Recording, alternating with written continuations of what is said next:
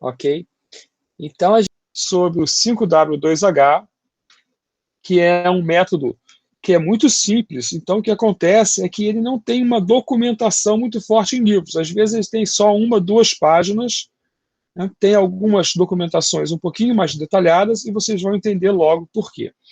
A ideia é que esse método seja uma maneira da gente, durante o curso todo, verificar se essas perguntas que a gente vai ver quais são, estão sendo feitas nos nossos métodos de análise. Na verdade, é mais ou menos dizendo, olha só, da mesma maneira que o tempo todo a gente busca achar valor para os usuários, a gente está usando essas perguntas.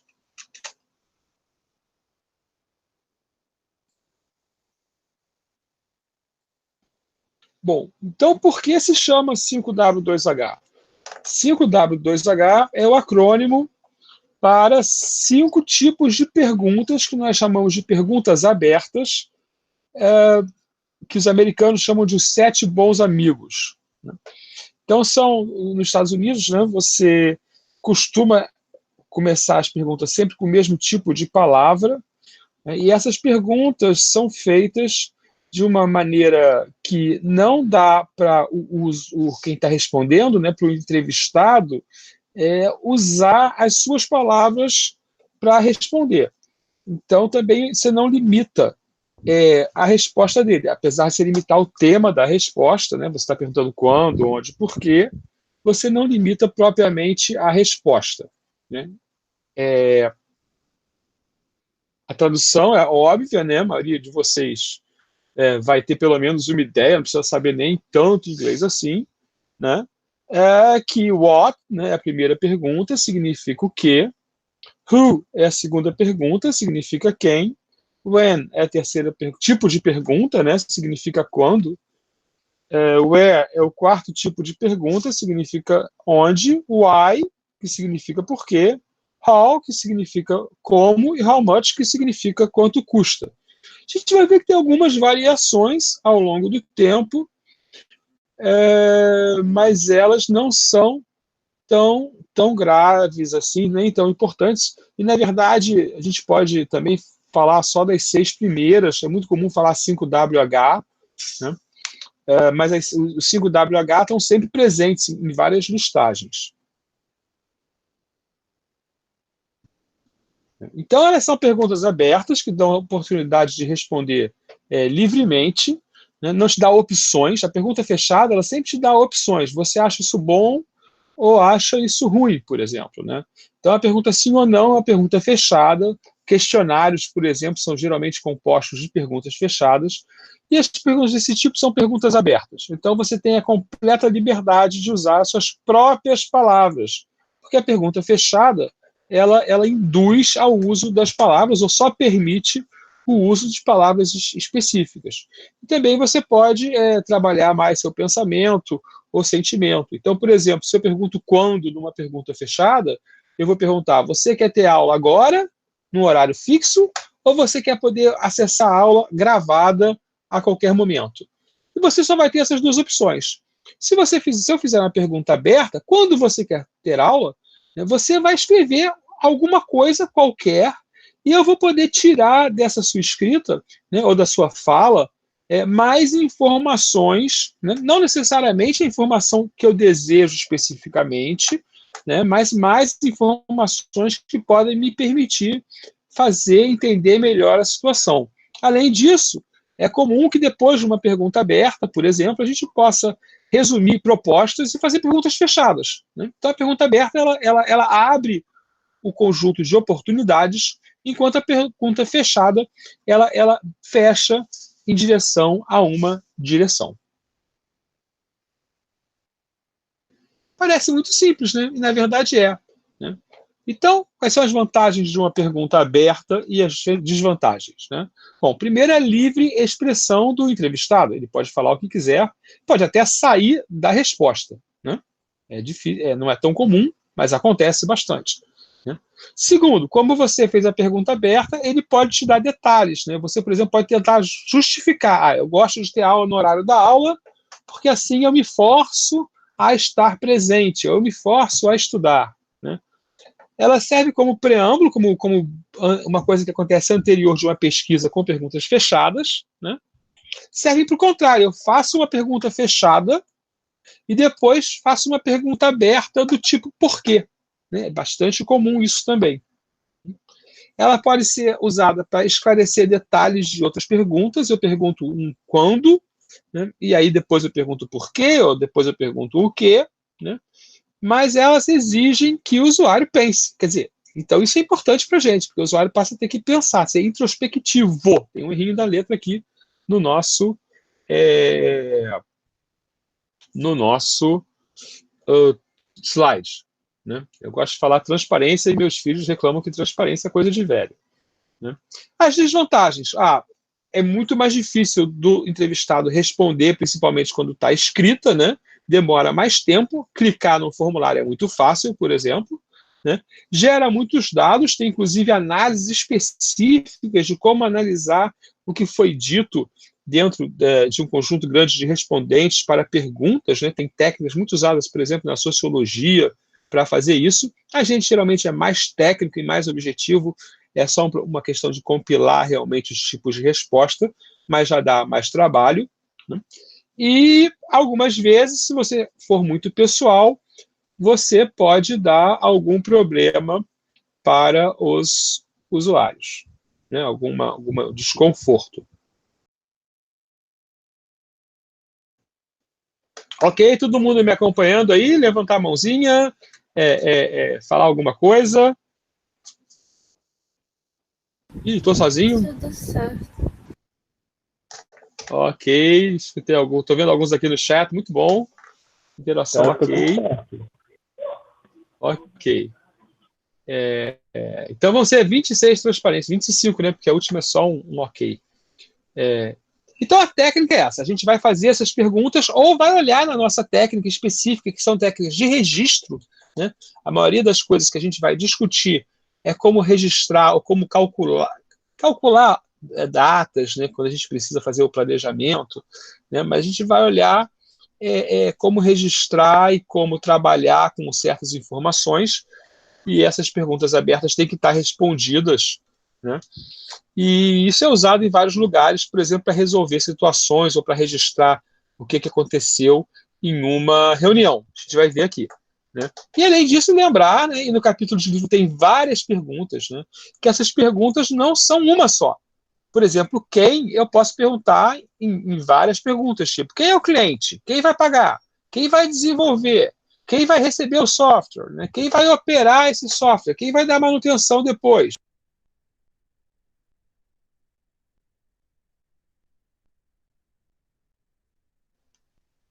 Quem está chegando, bem-vindo.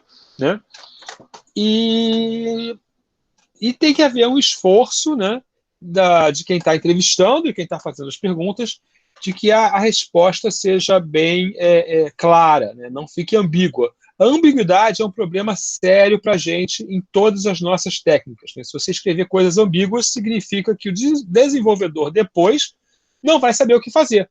E aí vai tomar uma decisão própria que pode não ser adequada. Né? E como nós vivemos em mundos diferentes, nós e nossos clientes, geralmente ela é pouco adequada.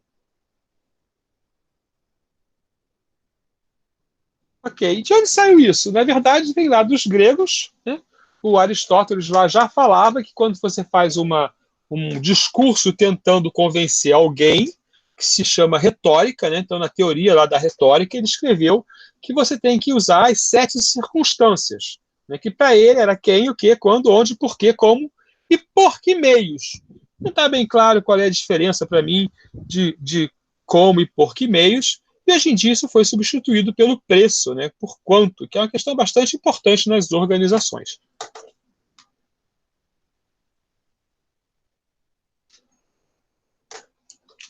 Então agora a gente vai ver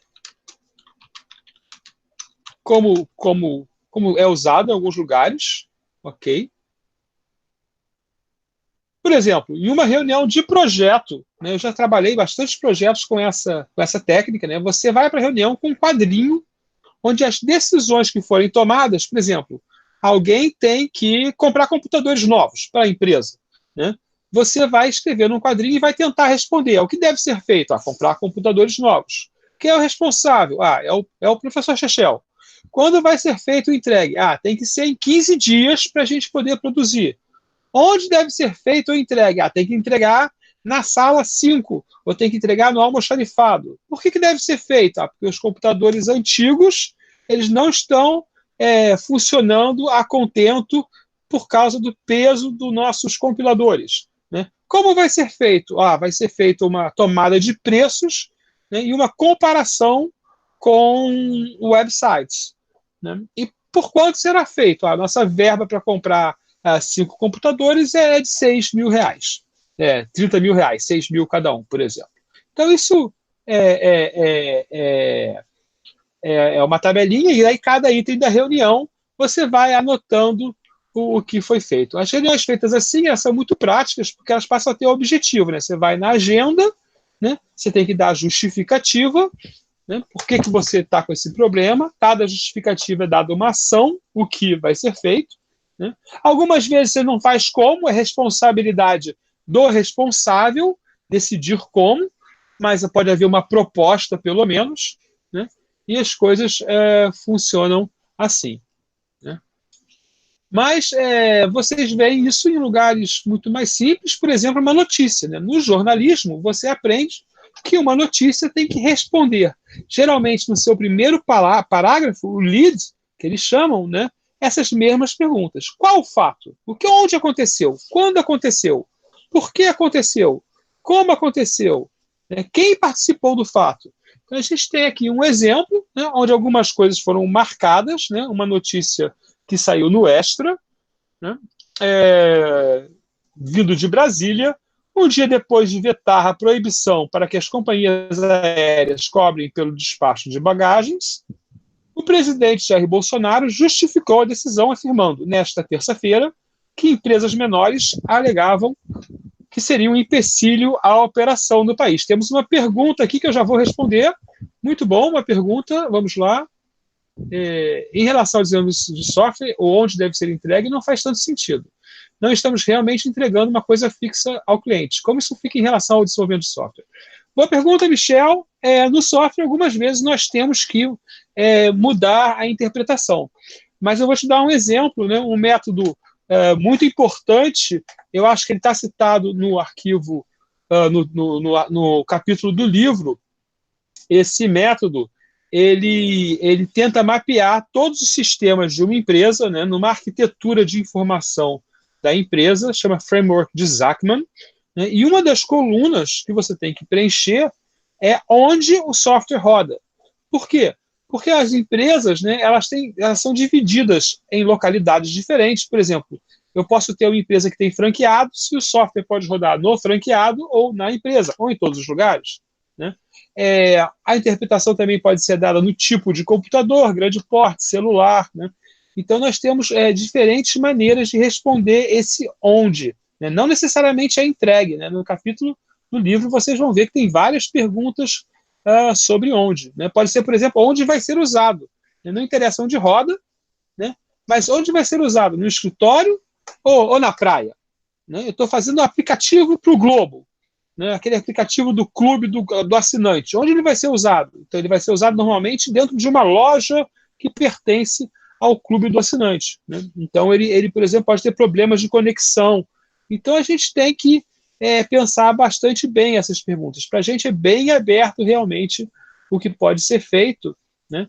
Mas a nossa ideia básica é garantir, ou melhor, é entender quais perguntas são feitas nos nossos métodos. Porque se a gente usar um conjunto de práticas, lembra que eu falei, né? Um método é um conjunto de práticas. Se a gente usar um conjunto de práticas que não responde uma pergunta, né, no somatório, a gente vai ter problemas. E isso é interessante porque durante muito tempo o análise de sistemas não falava muito da justificativa. Né? Ou melhor, os livros falavam, né? Como esse Iraces que eu falei para vocês. Mas na hora de trabalhar, as pessoas esqueciam, ficavam muito preocupadas com o quê. Né? O próprio caso de uso, por exemplo, ele tem muita preocupação entre o quê e o como. Quando a gente já vê a história do usuário, a gente vê a importância do porquê. A gente vai ver isso durante o curso.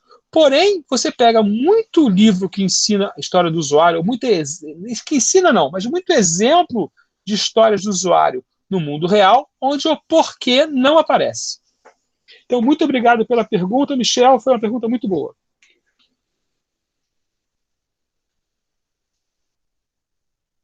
Então, também um detetive também tem que fazer essas coisas. Aqui tem um caso de uma investigação, eu não vou ficar lendo o caso todo, né? É uma investigação sobre por que o papel está sumindo em um departamento, e nessa investigação são respondidas várias questões. Eu peguei o exemplo de um crime, mas ficou muito sanguinário, então eu mudei para um crime banal, né? Que o papel está desaparecendo do departamento. Mas é engraçado que nas empresas que a gente trabalha, nas organizações, às vezes a gente tem que descobrir uma besteira, né?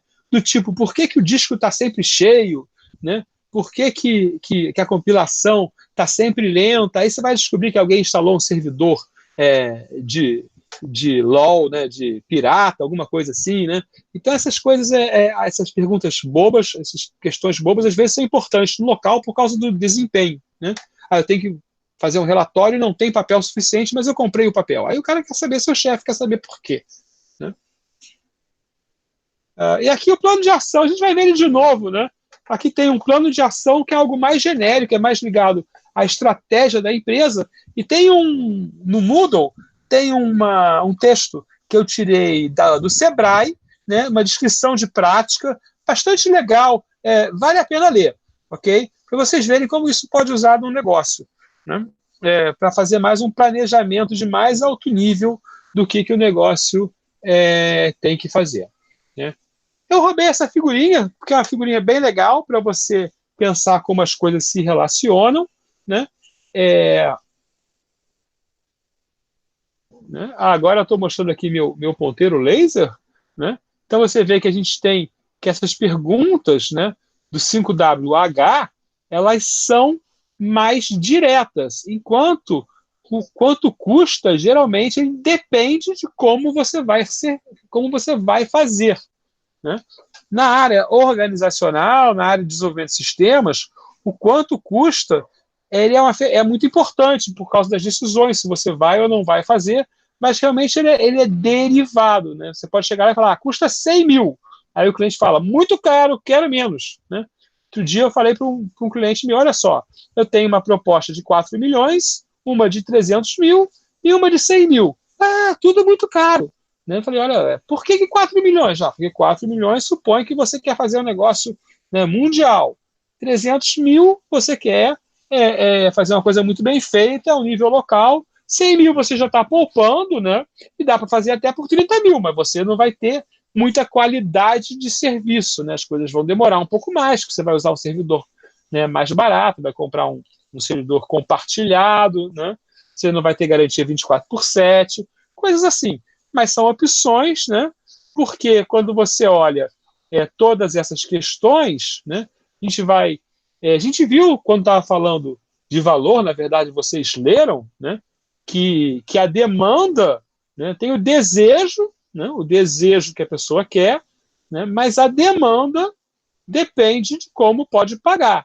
Então, pode ter um 5W aqui, que ele deseja uma Ferrari, né? Eu vou a São Paulo, eu quero uma Ferrari, porque eu quero chegar rápido lá, né? E o problema é que como que você vai pagar uma Ferrari? Então você vai lá com o seu Fiat, né? Eu vou de Fiat, eu vou de ônibus, pior ainda, né? A gente vai ver outro método também, um pouquinho mais tarde no curso, né? Onde a gente tem um canvas, né? Isso é um quadro grande que a gente pendura na parede, todos podem agir colocando post-its, né? Onde você tem 6 áreas no canvas, não, 5 áreas, né? Por quê? Quem, como, e uma área que é quando e quanto. E você pode ver aqui no Canvas que em cada área a gente tem que responder mais de uma pergunta. Então eu vou falar só da área de porquê, né? Por que você vai fazer um projeto?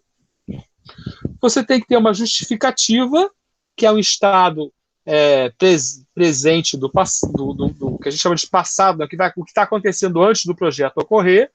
Você tem o objetivo SMART, é uma sigla, não vou falar dela agora, vou deixar para a época do projeto, né? E você tem os benefícios, quer dizer, quando o projeto ficar pronto, o que vai ocorrer, ok? E depois a mesma coisa aqui, você tem, então, um projeto, você vai preenchendo da esquerda para a direita, né?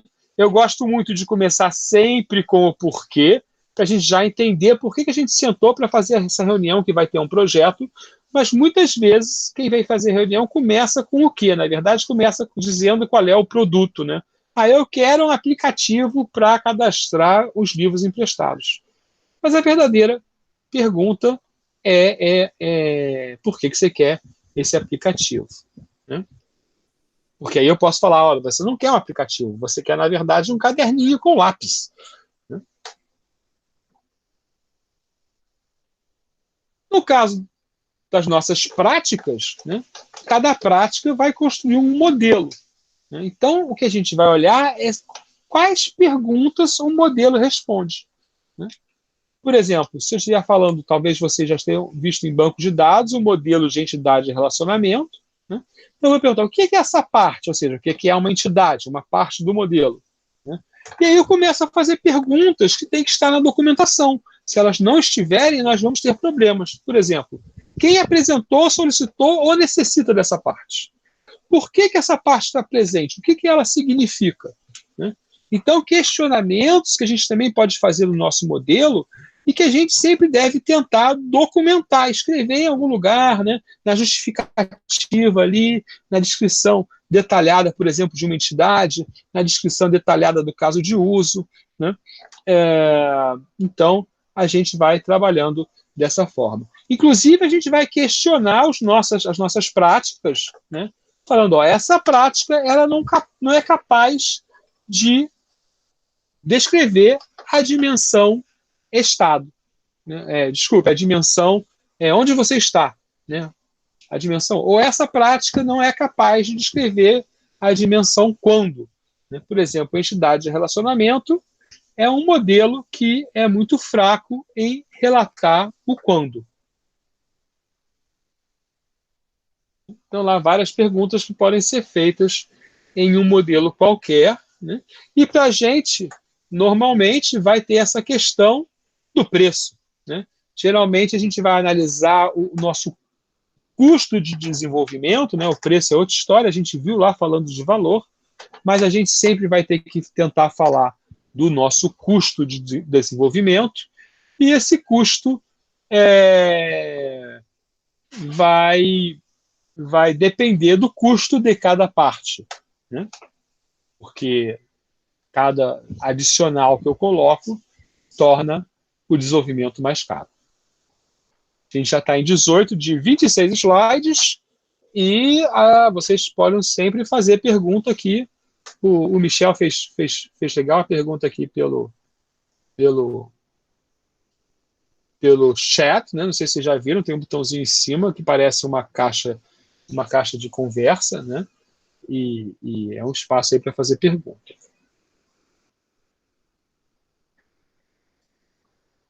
Então está aqui, né? Por exemplo, no nosso caso, identidade e relacionamento, que talvez alguns estejam fazendo, eu vou fazer o curso, né? Eu vou perguntar para a entidade o que ela é, quem é o responsável, quando deve ser utilizada. Olha o onde aqui. Em que parte do sistema era utilizada? Esse é um onde que a gente vai responder mais tarde com o que a gente chama de tabela CRUD. A gente vai comparar as nossas informações com as nossas ações, em que ação a informação é utilizada, né? Porque é necessária, como ela é, né? Vou ter que explicar a entidade inteira, quanto espaço ela ocupará, pode ser o nosso caso de custo, né? Eu vou ter que calcular uma tabela de bancos de dados e cada tabela tem um custo. Então, tem muitas perguntas que podem ser feitas em função dos 5W2H. Então, tá lá. Perguntas abertas, não existem respostas sim ou não. Tem gente chegando ainda, a gente está acabando a aula, né? E vamos usá-las para verificar o nosso modelo. Quem está chegando, quem chegou tarde, sempre pode pegar as transparências no Moodle, né? e sempre também pode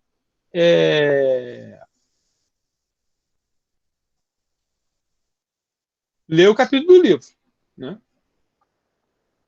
Tem algumas extensões, né? Elas são interessantes de conhecer, né?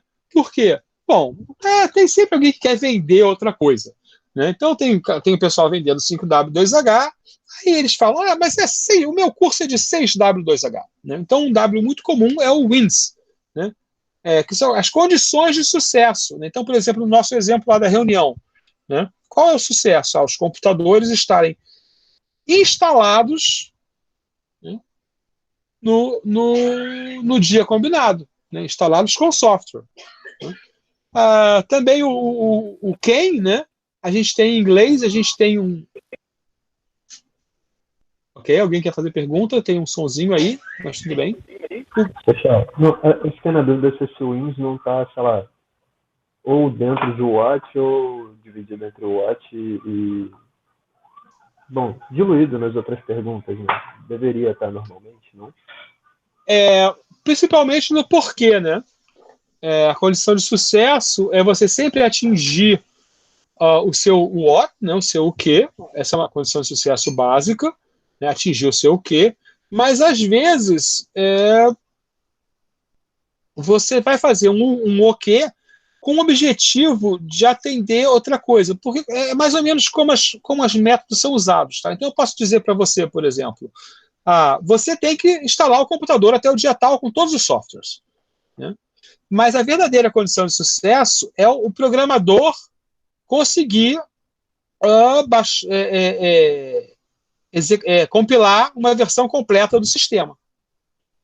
E a diferença? Eu não posso mandar você, né, realizar que o programador compile uma versão completa do sistema. Isso é um trabalho do programador. Eu vou mandar você capacitar o programador a fazer isso. Então, tem sutis diferenças que podem, mas podia estar no AI. Por quê? Porque o programador hoje não consegue compilar tudo em 24 horas. Né? Então, eu concordo com você, por isso que é mais famoso o 5W2H, né? E mais ainda é mais famoso o 5WH. O 5WH é o mais famoso de todos, porque em várias áreas ele não é usado para a questão de preço. A gente pode pensar, sei lá, em psicologia, ou mesmo em muitas notícias de jornal, né? O preço não é importante. Né? O custo não é importante para aquela notícia específica. Mas você tem razão. O WINS ele já é talvez um passo a mais desnecessário. Tá? A gente não vai usar o WINS. Mas a gente vai perguntar, em português é o mesmo quem, né? É o whom e o whose. Né? A gente vai perguntar muito, olha, quem faz e quem é o agente e quem é o paciente dessa ação. Né? Por exemplo, a secretária acadêmica faz a inscrição do aluno.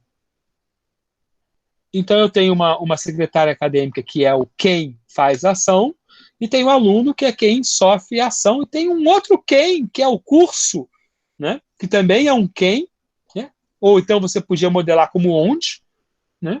Que diz também vai sofrer, vai receber o espaço lá, ok? Ficou claro?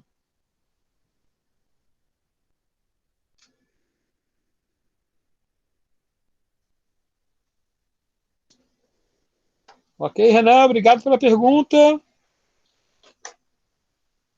Vamos em frente, então. Professor, Sim. só uma observação. Eu já vi esse método também da Warehouse para fazer um modelo de fato de dimensão. É interessante. Sim! Dou aula disso também. Eu dei aula lá para o B. Como é que é? Para o BCMT. E a gente usei um modelo ágil, inclusive, que parte disso. Né? Você define o que é a tabela fato, né? E as tabelas dimensão, elas dizem quando aconteceu, quem fez, quem sofreu. Podem ter vários quens, né? Vários quandos. Por exemplo, se você tem um pedido, né? E que é entregue, ele tem o quando foi pedido, quando deve ser entregue e quando foi realmente entregue. Né? Então você tem 3 quandos por um pedido só. Né? No pedido também você tem onde vai entregar, né? Porque geralmente é difícil, mas também tem, no meu método tinha umas perguntas específicas que geravam um porquê, no momento eu não estou me lembrando, né? E como, por exemplo, como vai ser feita a entrega, né? Por correio ou por outro serviço de entrega, né? E por conta, é óbvio que qualquer negócio, mas sempre negócio aí, valor, né? Preço, dinheiro, entra bastante. Boa observação, e a gente vai falar um pouquinho disso de banco de dados, mas não vai falar de Data Warehouse. Tem um curso que eletiva, né? Que vários professores já deram, é possível que eu dê de novo, mas é um curso bem legal, mas ele é eletiva para o BCC, né, para Ciência da Computação, e obrigatório para o BCMT. Ok? Posso continuar? Ok, Uhum. silêncio sim também. Né? Então, só rapidinho, uns desenhos de ferramenta. Né? É uma matriz que você pode levar aí para reunião, né? Para vários projetos. Aqui você tem um projeto, né? E aí você pode dividir para os integrantes do projeto, né, o que cada um vai fazer. Né? Então, esse é um mapinha também que eu peguei aí na internet. Tem o link aqui, quem quiser pegar esse mapa. Né? Mas, na verdade, eu vou ser sincero, a maneira mais prática de fazer isso é pegar uma folha 4 e riscar. Né? Porque aí você faz com o tamanho da sua letra, aí você já ocupa quanto espaço jogado fora aí. Né? Então você risca com papel, risca com a sua caneta, como você quer fazer, e funciona bem. Né? Mas também você pode imaginar um desenho mais prático que esse aí. Esse aí gasta muito espaço. Mas fica bom numa folha A3, né? Ou numa parede. Também, se você imprimir numa folha A2 ou numa folha A3 mesmo, bota na parede e aí fica combinado quem vai fazer o quê, né? Feito o quadro do Scrum, né? O quadro Kanban. Então a gente tem várias opções aí. Ok, então essa foi a parte da aula. Eu prometi que ia ser curta, não foi tão curta assim, foi meia hora.